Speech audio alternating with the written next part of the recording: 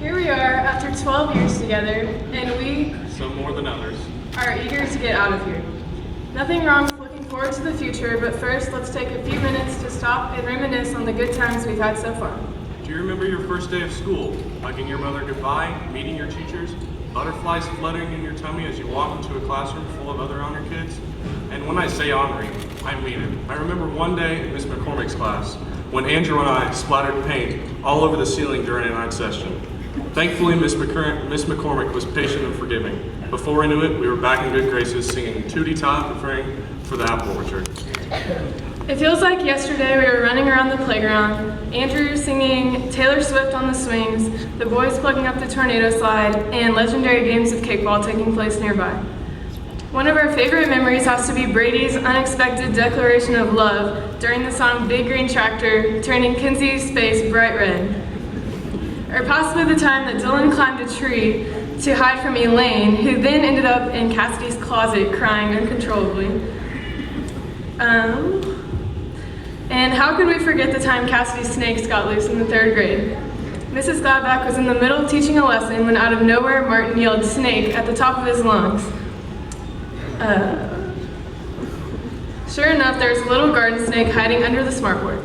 It may as well have been a venomous rattlesnake because all of the girls And Enzo ended up standing on their chairs. None of us were safe until the snakes were locked up tightly in Mr. Seiler's room. Snakes weren't the only members of the R5 that liked to wander off. Tanner Orchard also got lost on our 3rd grade field trip to the Royals game.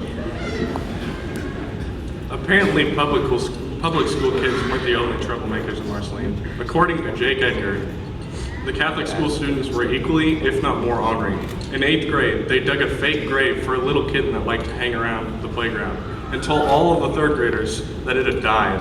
When Mrs. Freeman found out, they had to apologize. For some reason, I get the feeling the prank was well worth it. Elaine was also kind enough to fill us in on a little story about Jacob Edgar also. In 8th grade, Jacob tripped and fell on the slide at Father McCartan Playground. Not only was the slide permanently dented, but he thought a trip to the ER was necessary. Come to find out, he was perfectly fine. Jacob also found it necessary to call Elaine babe all the time. By the time 6th grade rolled around, we were ready for bigger and better things like lockers, gum, and no more cursive handwriting. That's right, the big transition from the elementary school to the middle school. We thought we were big stuff. Little did we know we were really just a bunch of smelly, smart-aleck middle schoolers annoying anything and everything in sight, especially our teachers. From making rubber cement boogers to shooting paper hornets to passing gas and getting strikes, we caused all sorts of commotion. One day in Mrs. Sayers' classroom, Alex, who was absent, called Cameron, whose ringtone at the time just so happened to be "Baby Got Back." Not only did we make poor decisions inside the classroom, we also exercised our poor judgment skills outside the classroom, or more specifically in Dr. Edgar's backyard. I think it's safe to say that everyone remembers the time Cameron's tooth got lodged into Brady's forehead after colliding with an exercise ball. Brady came back to school with a glued forehead and a huge swollen face. Another not so funny yet hilarious memory is of JC Brooks pulling her hamstring during the 100-meter dash in Macon. She would have had to laugh too if she had seen herself roll down the hill of the track. And why stop there? At Alex's birthday party in 8th grade, Mackenzie Fessler hooked his own ear while fishing. And I was never in band, but I definitely remember hearing about the time Anthony Wertine, aka Big Red, locked Alex in his tuba case because Mr. Gooden was after him. And while we're talking about Alex, it's only right for me to remind everyone of the whole eyebrow incident. Before we knew it, we were in high school. Fortunately, we left our silly bands and Nike Air Maxes in middle school. Unfortunately, we replaced them with bleach blonde hair dye and Crocs. The addition of the Catholic school students brought laughter and chaos. Jacob's unpredictable, unfiltered jokes made it even the worst class periods bearable. Not to mention the $1 shorts Elaine has been sporting the past few weeks.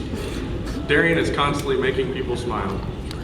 When she wiped out during the muddy powder puff game, the entire team was laughing. For many of us, leaving sports behind will be one of the hardest parts of graduating. I dissed on the Crocs, but we all know that they are good luck during softball season. The team stole the district title last fall, which hadn't been done since 1989. The football boys went to state freshman year, the semis junior year, and ended with an undefeated regular season senior year. Not to mention max 1,500 points and our state wrestling champions Dylan and Andrew. DJ and Alex trailed close behind, bringing home bronze this February. Our band members and cheerleaders also had great careers. After dozens of scholarships, Hundreds of tests, and at least a couple ACTs, here we are. seniors. The past 12 years have shaped us into the people we are today. Our friends, teachers, coaches, siblings, and parents all played a major role in our lives, and we owe them all a huge thank you. Today is the last day that we will stand in Marceline High School as students. Although this chapter of our lives is quickly coming to an end, each and every one of us has a bright future ahead. Whether you plan on going to college, technical school, work, or have other plans, we sincerely hope that our paths meet again. We will always share the memories we made together in Marceline. It's a good day to be a Tiger. Congratulations, class of 2017.